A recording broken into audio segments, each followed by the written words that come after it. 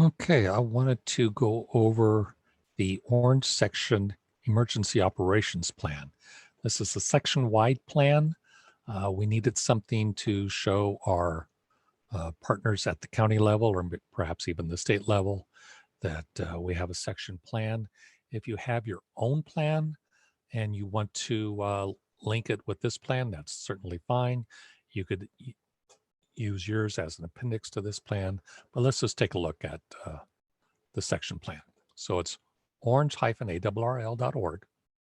Click on ARES. And right here is the emergency operations plan. You can download it or view it online. These are the county plans that we're using as an appendix, along with the ARES strategic plan, the ARES plan, and the standardized training task book. This is for your new volunteers and yourself if you haven't already done so. Again, you can view it online or download it. So let's take a look at the ARES emergency operations plan. Again, this is an overview of the general section-wide plan. Okay, here we are. Let's bring it down a little bit so we can get it all on one page. Serving counties of Inyo, Orange, Riverside, and San Bernardino. Our table of contents, and we're just going to go through each section real fast. So go back, take a look at this on your own. Start out with the introduction. The purpose of the plan is to identify and respond to incidents by outlining the responsibilities and duties of the amateur radio emergency service volunteers. Scope of the plan. And then what is the amateur radio emergency service? It's the field service of organization of the American Radio Relay League, which is a private nonprofit organization. The ARES mission statement, the vision statement, and our strategic plan is all laid out right there. Our organizational structure. Again, this is a section-wide plan. So we needed to show where our section lies within the division. We are in the Southwestern Division. Right here, orange section, Inyo, Orange, Riverside, and San Bernardino. The other sections in our district, in our division rather, is the Arizona, Los Angeles, San Diego, and Santa Barbara sections. Leadership organization structure is laid out in graphic form right here. The levels of membership within ARES. Level 1 is our primary level, our entry level. Level 2 is you have to complete EC 001 along with ICS 100, 200, IS 700, which is the National Incident Management System, and IS 800, our National Response Framework. These are basic courses that everyone should probably have anyway. Level 3, this is our leadership positions. You need to take ECO 16, along with the FEMA Professional Development Series, which are 7 FEMA EMI independent study courses. 300 and 400 are optional courses. But this gives our partners a level of understanding that we have some training, that we demand training, require training, and it's all right there. These are also found in the ARES task book, which is in the appendix. Situational overview, county summaries, general population, our 4 counties that we support for a total population of 7,250,000. And our geographical area, our 4 counties for a total geographic area of 38,000 square miles. Individual county information is in the appendix. Hazard analysis summary. Again, this stuff is in the the appendix. Surrounding hazards and high priority hazards. These two things are pulled from the county plans, which is how we came up with this table of hazards.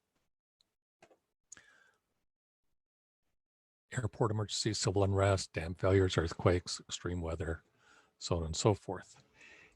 These are all pulled from the 4 county plans.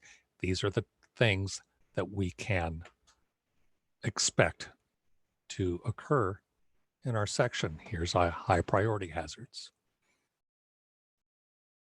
Severity, probability, and our response probabilities. So if there's an earthquake, we are going to get activated. Wildfires, yes. Floods, yes. Drought, perhaps under a fire watch condition.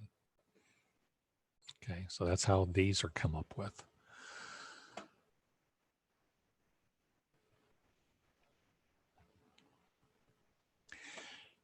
Section on preparedness, prevention, and mitigation.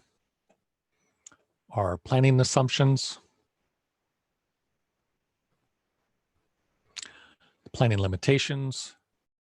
Basically that there's no guarantee implied by this plan or any other plan really that you can predict anything. So those are limitations, and that's what this statement here says. Our concept of operations, the area activations. We are self-activating, much like Skywarn, we're self-activating. So when an emergency situation occurs, we turn on our equipment and we're activated. We don't necessarily deploy, we activate. And then you follow your own group's guidelines or your served agency's guidelines. Emergency response, this gives a background of where ICS and SIMS came from, and then goes into a little bit of NIMS. And the last line here is very important. Although ARES is not a state or local government, nor special district, volunteers are required to complete ICS and NIMS training. Again, that goes back to the task book. Disaster service workers, ARES members are not automatically a sworn disaster service worker. That's something that you take an oath to. That happens with RACES, that happens with our CERT folks, but as a strict ARES volunteer, you are not a disaster service worker. You may be pressed into service by a local government agency, and at that point, they could swear you in as a disaster service worker, but you are not automatically a disaster service worker by joining ARES. Organization, assignment of responsibilities, the Emergency Operations Center. Some of us have worked within an Emergency Operations Center. That's brick and mortar room or building that is reported to. ARES were radio operators, therefore ARES operation outside of traditional physical EOC, EOC becomes virtual, but we still operate within the ICS framework.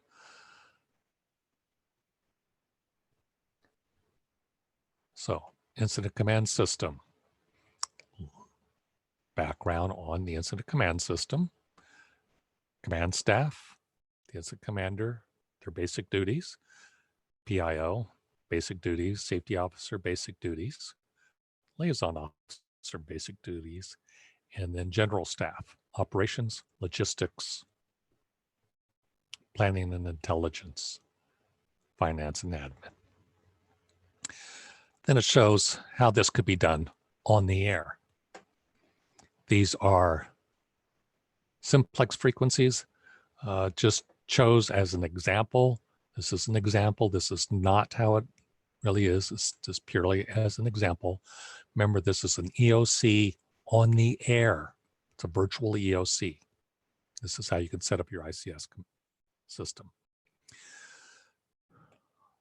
Section here on recovery. We could be pressed into service during recovery phases if communications are still impacted by the event, whatever the event may be. For instance, during the 9/11 in New York, amateur radio operators were pressed into service because a lot of the cell phone towers were still down and they had communications disruption. So ham operators were there during the recovery phase. Continuity of operations, again, we might be pressed into service. We could support various agencies depending on their needs. The appendix is the county emergency plans for Inyo, Orange, Riverside, and San Bernardino. These are links right to their plans. And then our ARES strategic plan, or the ARES plan, and the standardized training task book. Again, feel free to share this with your partners, your served agencies, any county or state agency personnel that you may know and work with.